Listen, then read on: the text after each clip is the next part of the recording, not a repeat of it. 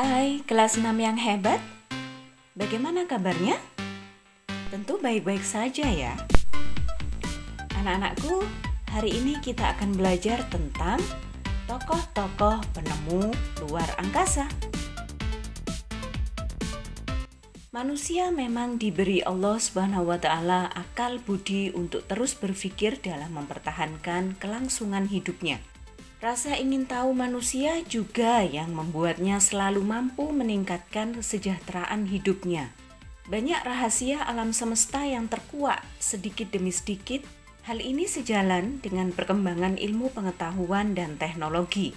Begitu pula dengan rahasia angkasa luar. Ketika ditelusuri sejak dahulu kala, ketika memandang angkasa, manusia sudah tergelitik untuk mengetahui lebih banyak. Seperti ingin mempelajari terbit dan terbenamnya matahari, deretan bintang, dan mengenal bulan lebih dekat. Di Wiltshire, Inggris, ditemukan Stonehenge yang diperkirakan ada sejak sekitar 2000 sebelum Masehi. Stonehenge berwujud sekumpulan batu raksasa yang disusun ke atas dalam sebuah lingkaran besar. Para ilmuwan percaya bahwa bangunan itu digunakan untuk mengamati pergerakan matahari dan bulan. Semakin berkembangnya peradaban, semakin banyak pula lah yang dipelajari termasuk dari angkasa luar. Masyarakat Mesir mencatat pergerakan matahari dan bulan pada lempengan-lempengan batu pada 400 sebelum Masehi. Sementara pada 350 sebelum Masehi, astronom Cina Xin Shen mencatat ada sekitar 800 bintang dalam katalog bintang pertama. Salah satu peradaban yang gigih mempelajari alam semesta adalah peradaban Yunani kuno. Sekitar kurang lebih 500 sebelum Masehi sampai 400 Masehi. Berbagai teori alam semesta muncul dari para ilmuwan Yunani. Di antara teori yang ada adalah Pythagoras dengan teori bumi bundar. Ada juga Ptolemeus yang mempelajari pergerakan planet dan Aristoteles yang menghasilkan kumpulan hasil pengamatan para astronom lain. Gagasan revolusioner yang dicatat sejarah adalah ketika pada tahun 1543. Pada tahun tersebut, Nicolaus Copernicus memperkenalkan teori bahwa bumi dan planet-planet lainnya sebenarnya mengorbit mengelilingi matahari. Bukanlah bumi yang menjadi pusat tata surya seperti yang dipahami sebelumnya. Nicolaus Copernicus lahir tahun 1473. Seorang astronom yang mengembangkan teori heliosentris tata surya dalam bentuk yang sangat terinci. Penemuan dan teori Nicolaus Copernicus ditulis dalam karya terobosannya yang berjudul On the Revolution of the Heavenly Spheres, yaitu mengenai perputaran benda langit, yang terbit tahun 1543.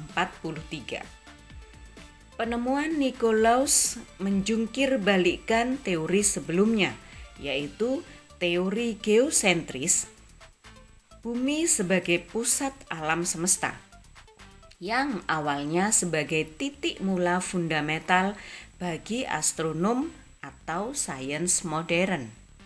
Berikutnya pada tahun kurang lebih 1600, astronom Denmark Tycho Brahe yang dibantu oleh asistennya Johannes Kepler menemukan bahwa planet-planet memang berorbit matahari dalam jalur berbentuk elips. Johannes Kepler lahir pada tahun 1571 di Jerman. Penemuannya yang terkenal ialah hukum gerakan planet. Hukum ini membuat kita mengerti bahwa matahari bukan sekedar pusat tata surya, tetapi matahari juga berfungsi sebagai magnet, berputar pada porosnya dan mempengaruhi gerakan planet-planet. Bagi Kepler, Semua planet ialah benda-benda fisik yang dengan harmonis diatur oleh serangkaian hukum yang beragam. Kesimpulan dari Kepler yaitu setiap planet mengitari matahari dalam orbit elips pada kecepatan yang bervariasi sesuai dengan jaraknya dari matahari. Dua hukum pertama Kepler ditulis dalam buku New Astronomy tahun 1609 dan hukum ketiga diterbitkan dalam buku Harmonies of the World tahun 1619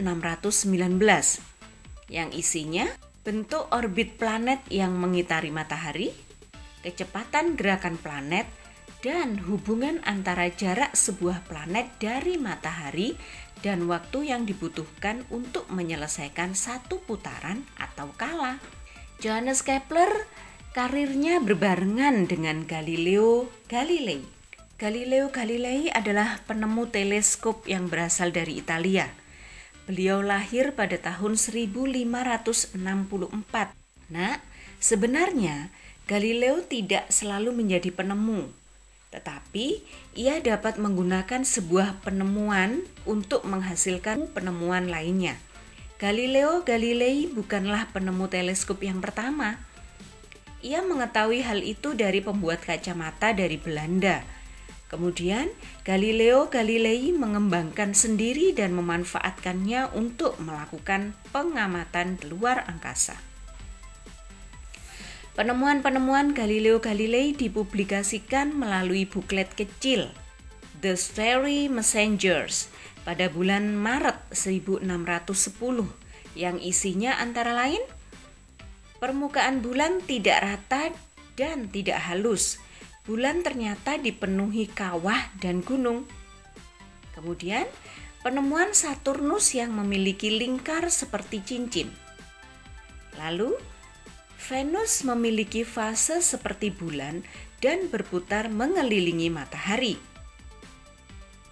Jupiter memiliki satelit sendiri yang tidak berputar mengelilingi bumi, melainkan matahari. Penemuan Galileo memperkuat teori Kopernikus yang menyatakan bahwa bumi bukanlah pusat tata surya, tetapi matahari, karena planet-planet mengelilingi matahari.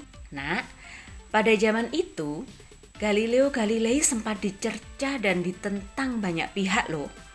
Namun, akhirnya dunia mengakui peran besarnya terhadap perkembangan ilmu pengetahuan dan beliau disebut Bapak Sains Modern sebagai penghargaan pada perannya yang membuka wawasan warga dunia terhadap ilmu pengetahuan, terutama angkasa luar. Tidak berhenti sampai di situ, pada tahun 1682, Edmund Halley mengamati sebuah komet. Ia dapat menyimpulkan bahwa komet ini muncul setiap 76 tahun sekali. Komet ini pun dikenal dengan nama Komet Halley. Planet-planet dalam tata surya juga dikenal dan dipelajari secara bertahap. Uranus ditemukan pada tahun 1782 oleh William Herschel.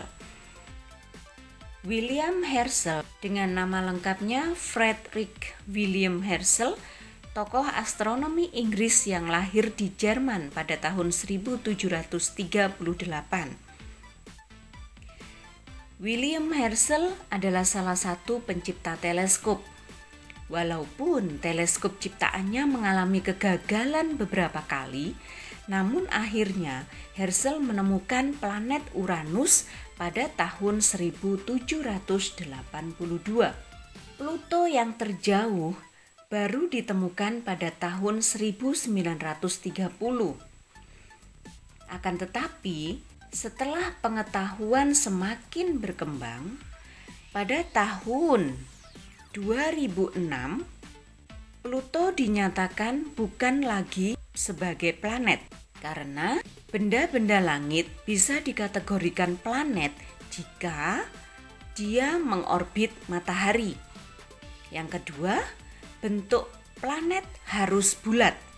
Dan yang ketiga, planet harus dapat membersihkan lingkungannya, yaitu Gravitasi planet harus bisa menyapu ruang sekitarnya dari benda-benda langit. Nah, sedangkan Pluto hanya bisa mengorbit planet dan berbentuk bulat, tetapi dia tidak bisa membersihkan lingkungannya. Sehingga Pluto tidak lagi disebut sebagai planet, tetapi disebut sebagai planet kerdil.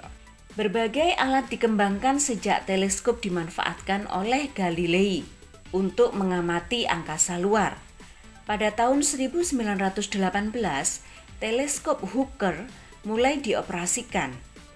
Edwin Hubble menggunakannya pada tahun 1920-an untuk membuat banyak sekali penemuan. Edwin Hubble dengan nama lengkap Edwin Powell Hubble lahir di Amerika Serikat tahun 1889. Semakin jelas wujud benda di luar angkasa ketika pada tahun 1990 teleskop angkasa luar Hubble dikirim memasuki orbit di angkasa luar.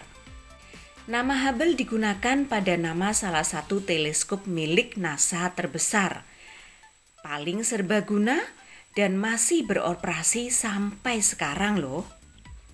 Teleskop Hubble dirancang untuk dirawat di luar angkasa oleh para astronot, walaupun kabarnya akan diganti dengan teleskop James Webb yang akan diluncurkan pada Maret 2021. Kita tunggu beritanya ya. Tidak berhenti di pengamatan dari bumi, rasa keingintahuan manusia membuat ingin mencoba menapakkan kaki di angkasa luar. Berbagai teknologi dikembangkan untuk membuka kemungkinan tersebut. Roket modern yang pertama yang menggunakan bahan bakar cair ditemukan oleh Robert Goddard, ilmuwan Amerika. Pada tahun 1957, Soviet meluncurkan Sputnik 1, pesawat angkasa luar pertama. Yuri Gagarin dari Rusia menjadi orang pertama yang melakukan perjalanan ke luar angkasa dan kurang dari 1 bulan kemudian disusul oleh Alan Shepard dari Amerika. Setelah itu, stasiun angkasa luar Salyut dikirimkan Soviet untuk pertama kali pada tahun 1971 dan disusul oleh Amerika dengan Skylab 2 tahun kemudian. Berbagai misi pesawat penjelajah diluncurkan. Pioneer ke Jupiter pada tahun 1972, Voyager mengeksplorasi Jupiter, Saturnus, Uranus, dan Neptunus pada tahun 1977.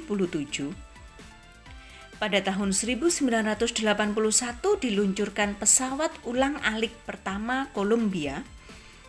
Pesawat ulang-alik ini mengangkasa bersama 10 astronot dan tinggal di angkasa selama lebih dari 1 minggu.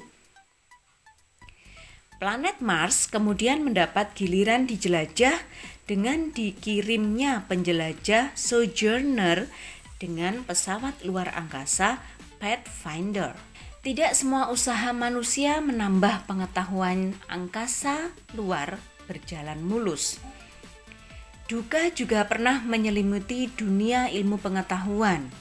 Pada tahun 1986, pesawat ulang-alik Challenger meledak setelah lepas landas.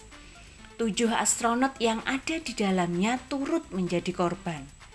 Cerita dari penjelajah juga tidak tersampaikan sepenuhnya ketika pada tahun 2003 pesawat ulang-alik Columbia bersama 7 astronotnya hancur lebur dalam perjalanan pulang ke bumi setelah 16 hari di luar angkasa. 3 astronot pertama yang menjelajah luar angkasa dan merupakan manusia pertama yang melewati lapisan atmosfer bumi yaitu Buzz Aldrin, Neil Armstrong, dan Michael Collins pada tanggal 20 Juli 1969. Buzz dan Neil menginjakkan kakinya di bulan, sementara Michael tetap berada di orbit. Buzz Aldrin dengan nama lengkap Buzz Eugene Aldrin lahir di Amerika Serikat pada 20 Januari 1930. Awalnya, ia hanyalah seorang doktor yang bekerja sebagai tentara Angkatan Udara Amerika Serikat dan seorang mekanik yang pandai.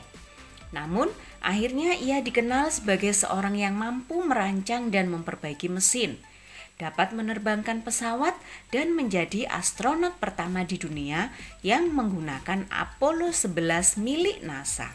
Indonesia juga punya astronot wanita Indonesia, yaitu Dr. Pratiwi Sudarmono, wanita Indonesia pertama yang lolos seleksi NASA untuk menjelajah angkasa luar. Sedianya ia akan diberangkatkan sebagai kru spesialis dalam peluncuran satelit Indonesia. Namun sayang, pada tahun 1986, pesawat ulang-alik Challenger meledak dalam penerbangannya. Oleh karena itu, NASA membatalkan penerbangan dan diluncurkan tanpa kehadiran astronot Indonesia. Sayang ya nak ya, usaha penemuan tidak sekejap berhasil nak. Akan tetapi, rasa ingin tahu manusia mengasah semangatnya untuk pantang menyerah menjelajah angkasa luar guna membuka wawasan baru bagi warga bumi. Maka dari itu, jangan mudah putus asa ya nak. Semangat pantang menyerah untuk mengetahui hal-hal yang baru. Demikian dari Bu Erva tentang tokoh-tokoh penemu angkasa luar. Tetap semangat untuk mempelajari ilmu baru. Wassalamualaikum warahmatullahi wabarakatuh.